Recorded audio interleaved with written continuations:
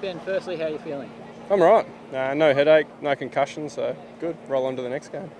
And have you spoken to your missus yet? Yeah, the first thing she said was, that looks like a monobrow. We need to get that fixed. So any good plastic surgeons out there, flick me a message.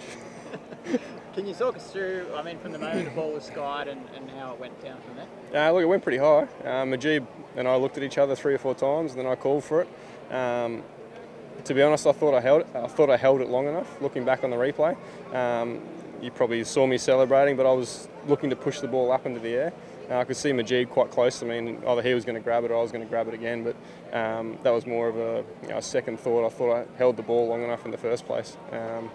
Yeah, interesting decision. So was it just a bit of a rush of blood to throw the ball up in the air? Yeah, literally a rush of blood. Yeah, I couldn't see out of both eyes. So, yeah, it was one of those things. The adrenaline kicked in straight away, and just I saw Majib out of the corner of my eye and just tried to throw it to him. There was a. Have you seen a replay at all? You gave a nice cheeky grin afterwards. A blood-stained cheeky grin. Oh, I haven't seen that yet, but yeah, that was more just to make sure the family at home and Aaron knew I was all right. Nice. And the fielding in general, you guys must be disappointed with how that was.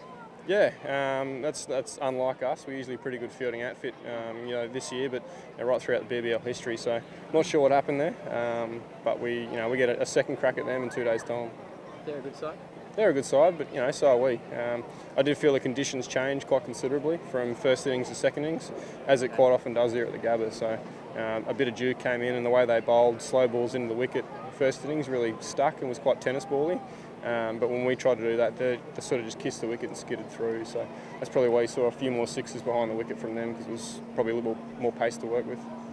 You're tinkering with your sort of the middle order still. I guess that's a sign that you're not quite sure how to get the best out of it at the moment. I think we know how to get the best out of it. It's just executing our plans. Don't take shuffling around as a sign that we don't know what we're doing. It's more just trying to get our matchups right between their spin bowlers and our batters.